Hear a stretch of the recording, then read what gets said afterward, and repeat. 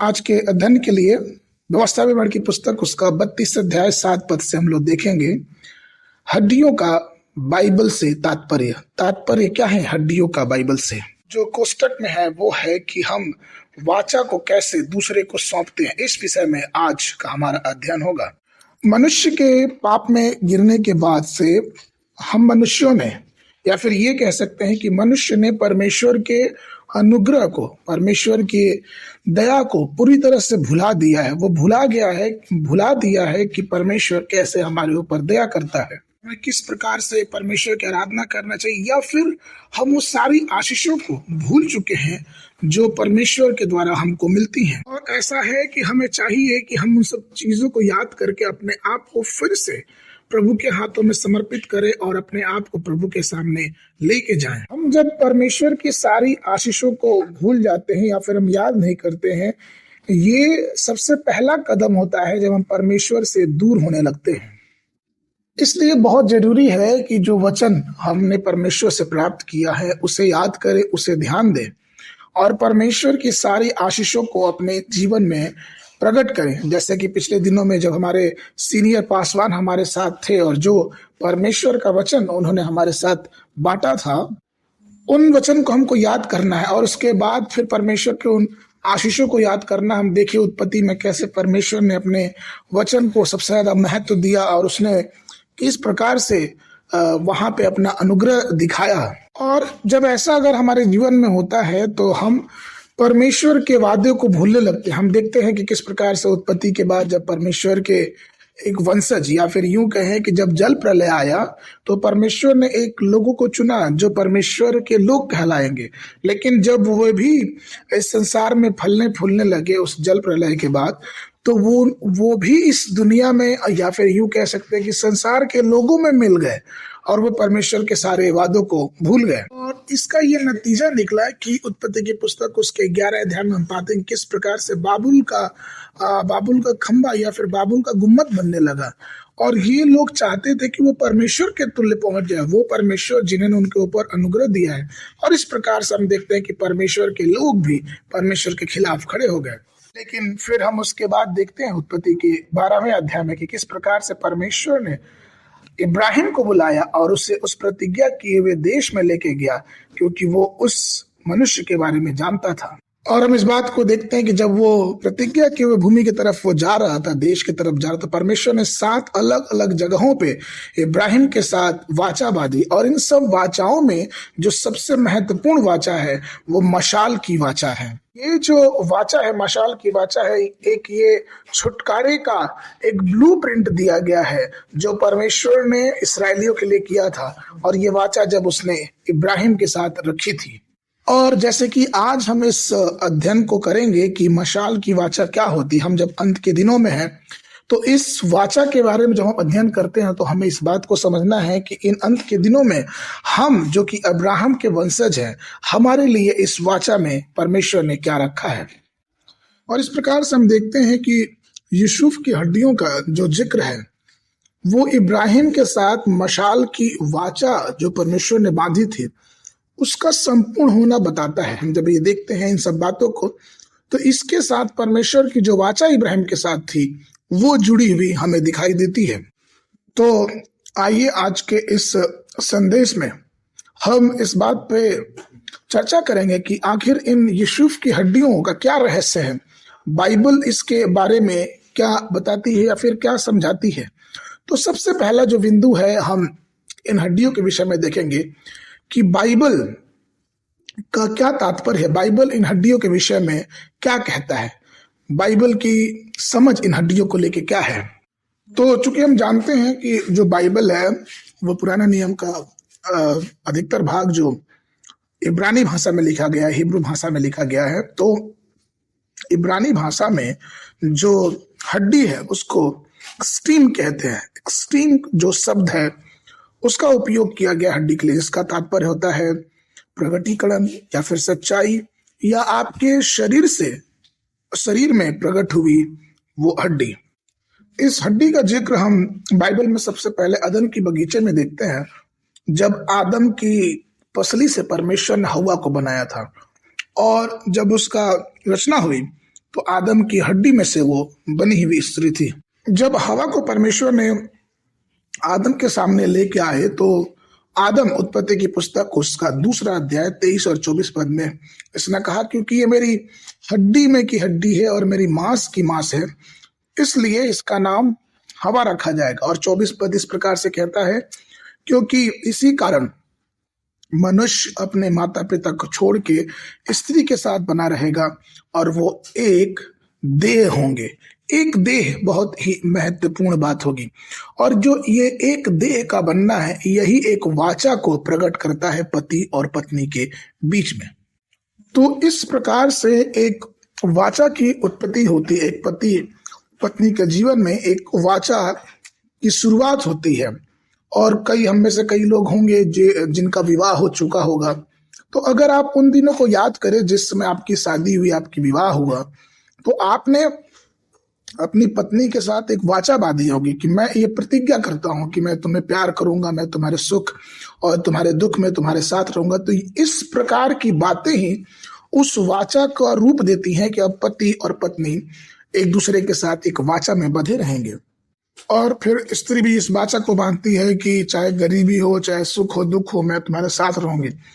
लेकिन कई बार जब पारिवारिक जीवन हम जीते हैं तो कई बार एक विवाद होता है या फिर आर्गुमेंट होता है, और कई बार पति पत्नी उस वाचा को भूल जाते हैं। लेकिन सच्चाई यही है कि जो विवाह है, जो एकता है, जो पति पत्नी की एकता है, वो एक वाचा के रूप में है।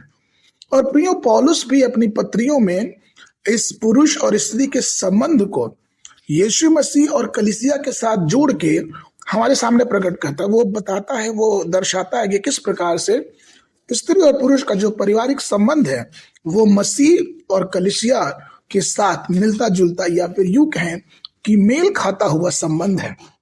और इस रहस्य को बहुत जब समझना और जानना जरूरी है, किस प्रकार से मसीह हमारा दुल्हा है।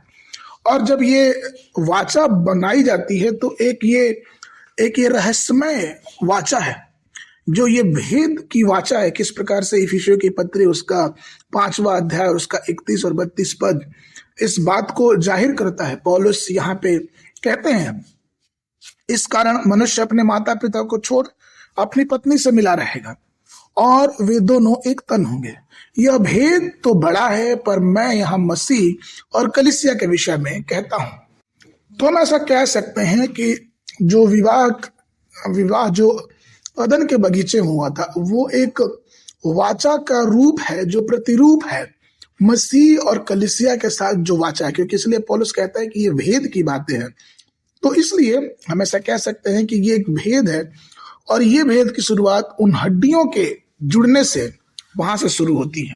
तो जिस प्रकार से आदम की हड्डियों से स्त्री निकली और ये वाचा में पति पत्नी के रूप में बन गया, वैसे ही हम भी मसीह के छुड़ाए हुए हैं। और इसलिए ये वाचा का जो संबंध है हमारा भी मसीह के साथ उतना ही मजबूत है जितना एक पारिवारिक वाचा मजबूत होता है।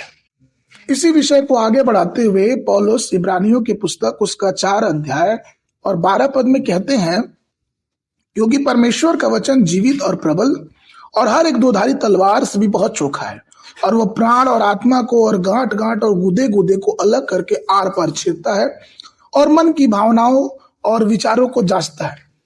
तो ये जो आत्मा है या फिर प्राण है, अगर हम इसको बात करें तो ये सारी चीजें एक शरीर में पाई जाती हैं, और इनका संबंध, हमारे शरीर का संबंध हड्डियों से है। और चूंकि हड्डियां बहुत ही महत्वपूर्ण है बाइबल में, तो कहीं ना कहीं ये वाचा जो है हमारी इन हड्डियों के साथ जुड़ी हुई है। और इन सब बातों में परमेश्वर हमें ये बताना चाहता है कि उसका संबंध परमेश्वर के साथ और परमेश्वर की वाचा से जुड़ा हुआ है। ठीक इसी प्रकार से यिर्मयाह की पुस्तक उसका 20 अध्याय 9 पद ये बताता है। तो यहाँ पे यिर्मयाह की पुस्तक और उसका 20 अध्याय और उसके 9 पद में वचन कहता है कि यदि मैं कहूं मैं उसकी चर्चा न करूंगा, न उसके नाम को बोलूंगा, तो मेरे हृदय की ऐसी दशा होगी मानो मेरी हड्डियों में धधकती हुई आग हो, और मैं अपने को रोकते रोकते थक गया पर मुझसे रहा नहीं गया। तो प्रियो, ये परमेश्वर का वचन है या फिर यूं कहें कि परमेश्वर की बातें हमारे जीवन में इतनी मजबूत होनी चाहिए, इतने अंदर तक जानी चाहिए कि हम परमेश्वर के वचन को हम अपने अंदर नहीं रोक पाए। अर्थात हम उसके वचन को घोषणा करने में, उस वचन की गवाही देने में हम और भी आगे बढ़ते जाए, क्योंकि वो हमारे अंदर इतना ज्यादा है कि हम उसको रोक नहीं सकते हैं, हम उसको अपने जीवन में दबा नहीं सकते हैं। ये परमेश्वर के वचन, अर्थात जब हमारी हड्डियां परमेश्वर के वचन से मजबूत रहेंगी, उस वाचा में जुड़ी रहेंगी, तो हम इस बात को अपने जीवन में देख सकते हैं। ठीक इसी प्रकार से अगर हम यहेजकेल की पुस्तक उसके 37वें अध्याय को देखते हैं, तो वहां पे इसराइल के इतिहास के बारे में प्रदर्शित किया गया। अर्थात इसराइल परमेश्वर के प्रति अपनी वाचा को भूल चुका था, परमेश्वर की दया को, परमेश्वर की करुणा को भूल चुका था, और वो सूखी हड्डियों के समान हो गया था।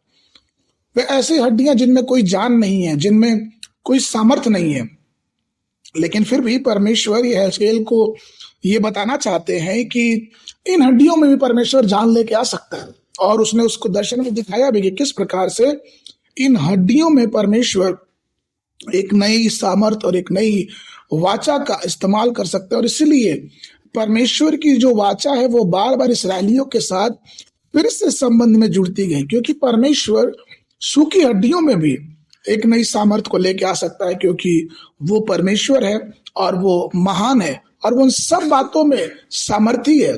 और इसलिए वो यहेजकेल को दिखाते हैं कि चाहे कुछ भी हो जाए, मैं इन सूखी हड्डियों में भी सामर्थ को ला सकता हूँ, एक नई वाचा को फिर से बांध सकता हूँ।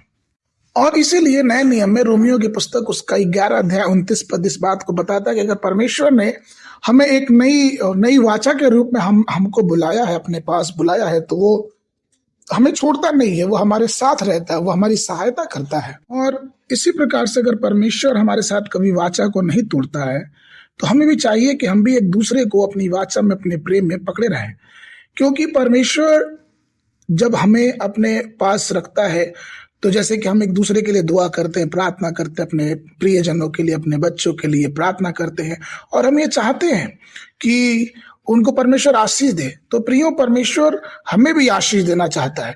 इसीलिए हम एक दूसरे को परमेश्वर की वाचा में उठाए रखें। और इसीलिए यहेजकेल की पुस्तक उसके 37 अध्याय के 10 पद में कहता है कि वो जो हड्डियां थी वो एक बहुत बड़ी विशाल सेना बन गई। और इसलिए आज भी हमारे पास एक आशा है जो परमेश्वर में हमारे लिए हमेशा ही तैयार रहती है। तो इसलिए चूंकि हम परमेश्वर के साथ वाचा बांधे हुए लोग हैं, तो परमेश्वर जब सूखी हड्डियों में भी जान डालता है, हमें भी कभी हार या निराश होने की जरूरत नहीं है। हम अपने परिवार में तकलीफ में, पति पत्नी की परेशानियों में, या फिर किसी परेशानी में, दुख में है, आप बिल्कुल निराशा ना हो, क्योंकि परमेश्वर सूखी हड्डियों में जान डाल के एक विशाल सेना खड़ा करने के योग्य है। और मैं ऐसी प्रार्थना करता हूं कि परमेश्वर आपके साथ भी ऐसा करे। आमीन। परमेश्वर आपको बहुत आशीष दे। तो ये जो हड्डियों की सेना है और जो ये वाचा एक दूसरे के साथ जुड़ा है, हम इसको आगे देखेंगे।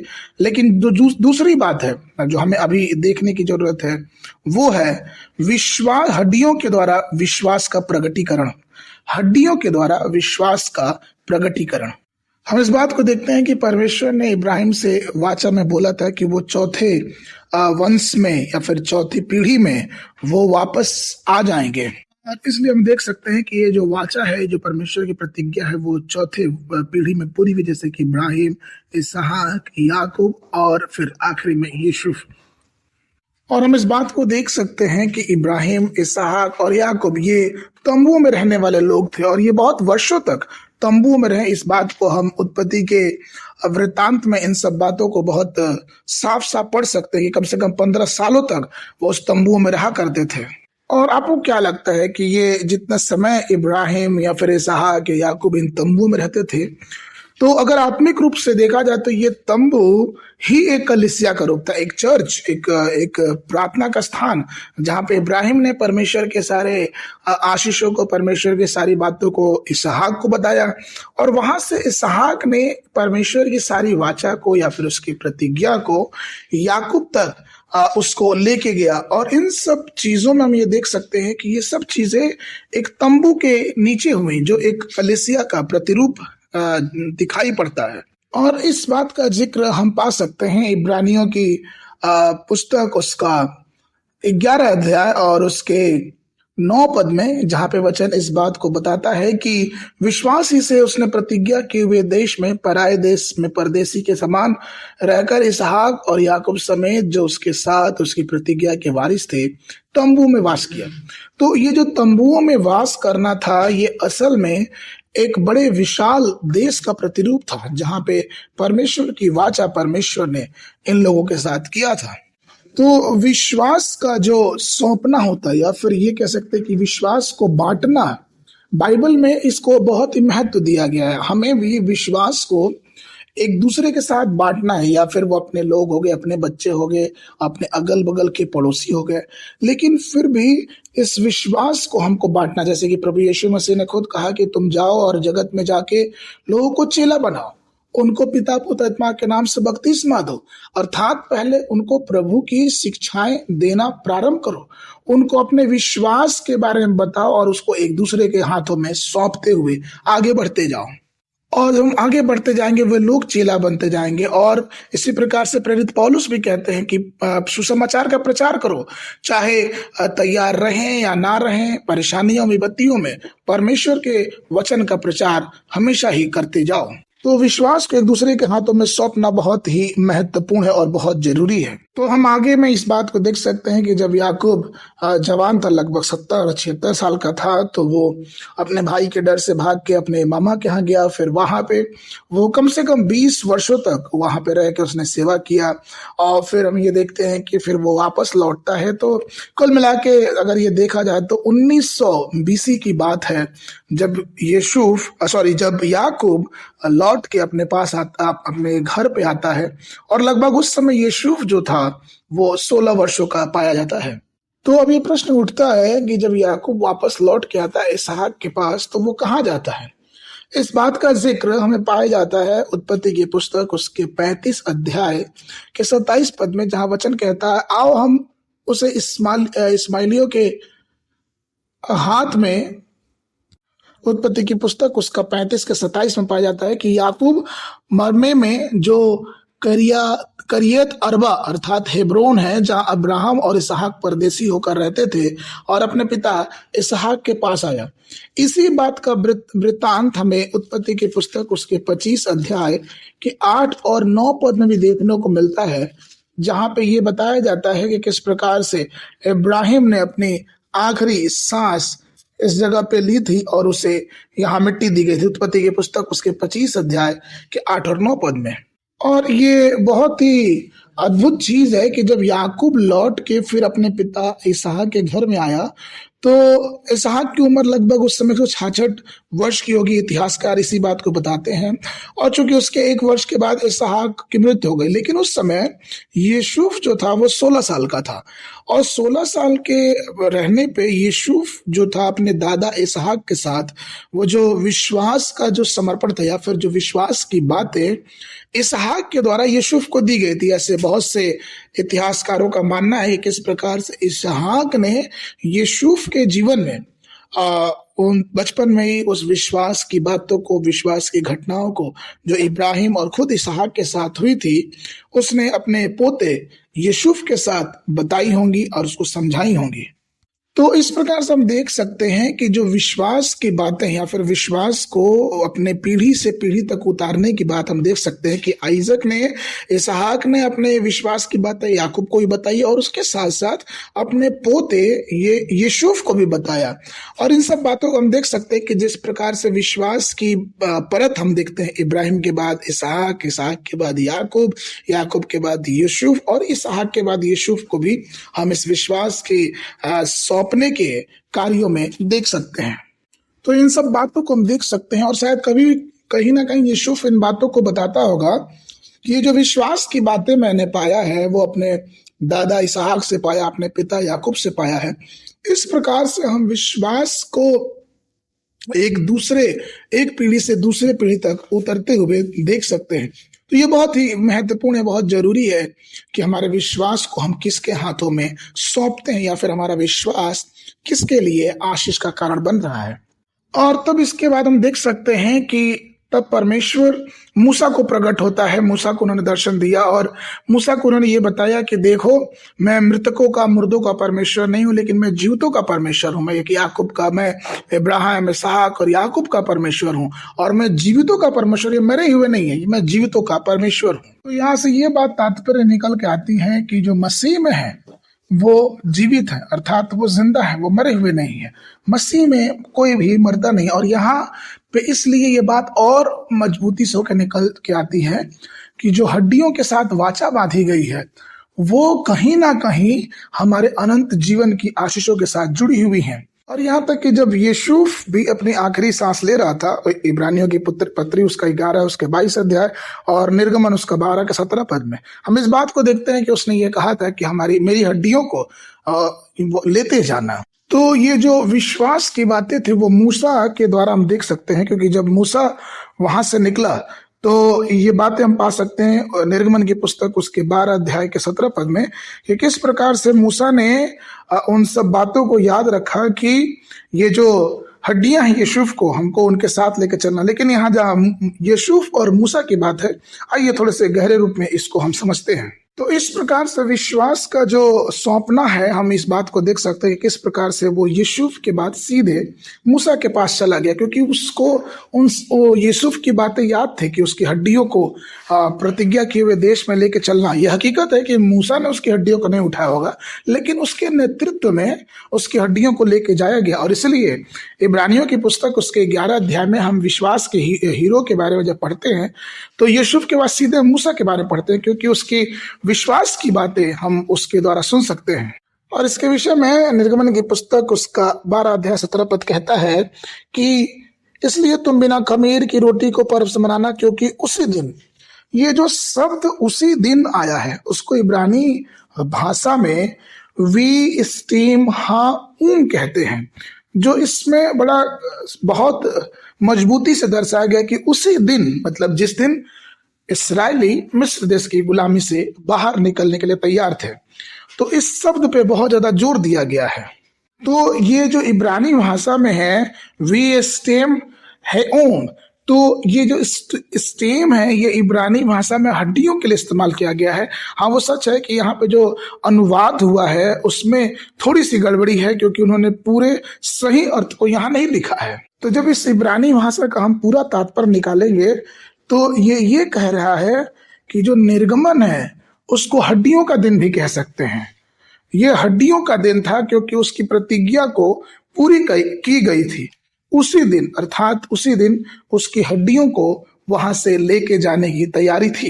यहाँ पे हम देख सकते हैं कि जो इब्राहिम के साथ मशाल की वाचा की प्रतिज्ञा परमेश्वर ने किया था, वो आज के दिन अर्थात निर्गमन की पुस्तक उसके 12 अध्याय के 17 पद में पूर्ण हुआ, जब इस्राएली मिस्र से निकले और उसी दिन उन्होंने उन हड्डियों को, जिसकी प्रतिज्ञा, जिसकी वाचा परमेश्वर ने इब्राहिम के साथ की थी, उसको यहाँ पे पूर्ण होते हुए देखा। तो इसलिए हम देख सकते हैं कि परमेश्वर अपने वाचा को एक विश्वास के सौंपने के द्वारा पूरा करता है।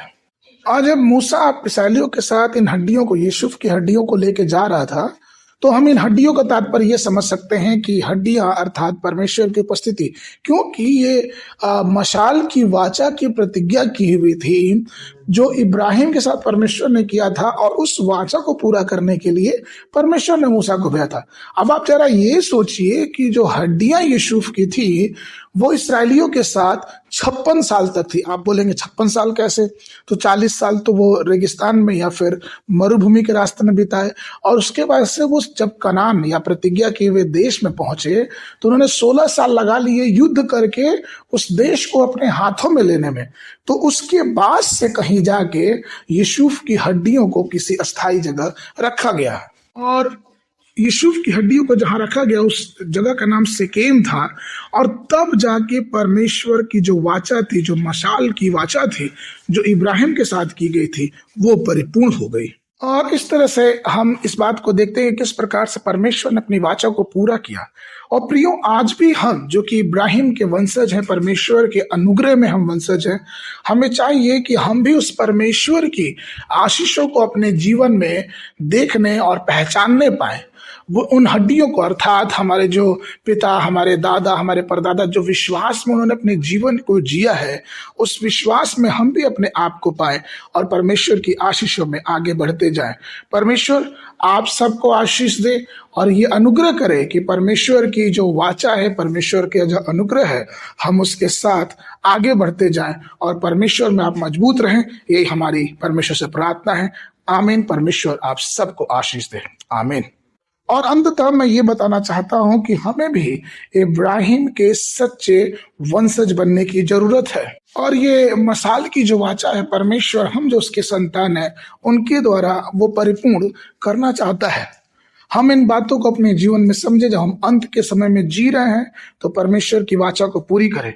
यूहन्ना की पुस्तक उसके 8 अध्याय के 39 पद में इस वचन को पाते हैं कि उन्होंने कहा कि हमारा पिता तो अब्राहम है। यीशु मसीह ने उनसे कहा कि क्या तुम सचमुच में इब्राहिम के बच्चे हो, लेकिन तुम्हारे काम तो उसकी संतान के समान नहीं है। और इस बात में हम देख सकते हैं कि वो लोग इस बात की घोषणा कर रहे थे कि हम तो इब्राहिम के वंशज हैं, लेकिन परमेश्वर ने, प्रभु यीशु मसीह ने कहा, वंशज से क्या होता है, अब तुम्हारे काम कहाँ है। अर्थात परमेश्वर उस विश्वास के विषय में बात करता है जो विश्वास उनके जीवन में नहीं पाया जाता। वो चाहता है कि वो विश्वास में मजबूत बने।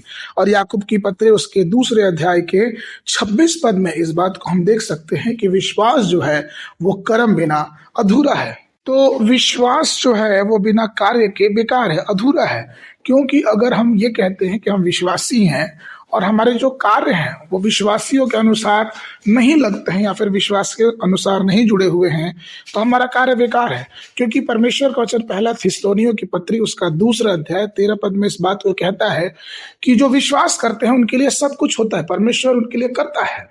तो इसलिए हमारे भी जीवन में इब्राहिम के समान विश्वास होना चाहिए और हम उस विश्वास के वाचा पे, विश्वास की बातों पे अमल करें, उसको जाने, उसको पहचाने और अपने विश्वास के अनुसार अपने कार्यों को भी आगे बढ़ाएं। जब हम विश्वास की बातों को अपने जीवन में ग्रहण करते हैं तो उसके प्रतिफल को भी हम अपने जीवन में देखने पाते हैं। मेरी ये प्रार्थना है कि हम और आप जो हम उसके बच्चे हैं, जिस प्रकार से गलतियों की पुस्तक उसका 3 और 7 पद से लेके 9 पद तक कहता है कि हम सचमुच में उसके वंशज बने और विश्वास में अपने कार्यों को करते जाएं और परमेश्वर की आशीषों को पाते जाएं। तो ये मेरी दुआ है, ये मेरी प्रार्थना है कि जब हम इस लेंथ के दिनों में परमेश्वर के पास परमेश्वर के वचनों को सुनते हैं तो हम उस विश्वास के वचनों को अपने जीवन में पकड़े रहें, अपने कार्यों को उस विश्वास के वचनों के अनुसार आगे बढ़ाते रहें। हम उन सारे वचनों को, जब हम इस कलीसिया में आए, यहाँ बैठे और प्रभु से प्रार्थना करते हैं, जिस विश्वास के वचनों को हमने सुना है उसको पकड़े रहें। और जिस प्रकार से हमने पासवान से, पास्टर से बातों को सीखा है उसको और भी मजबूती से पकड़े रहें। उन प्रभु के वचनों को पकड़े रहें जो हम इस कलीसिया में आके अपने पासवान रेवरेंड अब्राहम पार्क से हमने सुना है, उस वचनों को हम पकड़े रहें, उस वचनों को, उस विश्वास की बातों को अपने जीवन में थामे रहें। जब हम ऐसे बातों को, ऐसे विश्वास की बातों को अपने जीवन में पकड़े रहेंगे, उसके अनुसार चलते रहेंगे, तो परमेश्वर अपनी आशीषों को, अपने कार्यों को हमारे जीवन में 1000 गुना के 1000 गुना और उससे गुना करके परमेश्वर हमारे जीवनों में भरपूरी से देगा और वो हमें संभालेगा, वो हमारी सहायता करेगा और हर बातों में वो हमारी रखवाली करेगा और हमें और भी आगे लेके चलेगा। मैं परमेश्वर के नाम में आपको आशीष देता हूँ। आइए हम सब अपनी आंखों को बंद करें और प्रभु से प्रार्थना करें। स्वर्ग के परमेश्वर, आपका धन्यवाद करते हैं आज के इस समय के लिए। प्रभु आपसे दुआ करते हैं, आपसे प्रार्थना करते हैं कि ये जो उपवास के लेंथ के दिन चल रहे हैं, प्रभु अपना अनुग्रह दे, अपनी आशीष दे कि हम भी आपकी वाचा को अपने जीवनों में आगे लेके चलें। उस क्रूस को जो परमेश्वर आपने हमारे जीवनों के लिए उठाने के लिए कहा है, उसको शक्ति प्रदान दे कि अपने जीवनों में आपके वचनों को और उस क्रूस को उठा के आगे बढ़ते जाए। हमें परमेश्वर आशीष दे, हमें परमेश्वर अपने अनुग्रह में रख और हमें विश्वास में आगे बढ़ के और भी आगे बढ़ने में सहायता कर, जिसके द्वारा हमारा जीवन एक विश्वास का जीवन हो सके और आपकी आशीष को जीवन में हम महसूस करने वाले हो सके। इस प्रार्थना को हम यीशु के नाम से मांगते हैं, आमीन। परमेश्वर आप सबको आशीष दे।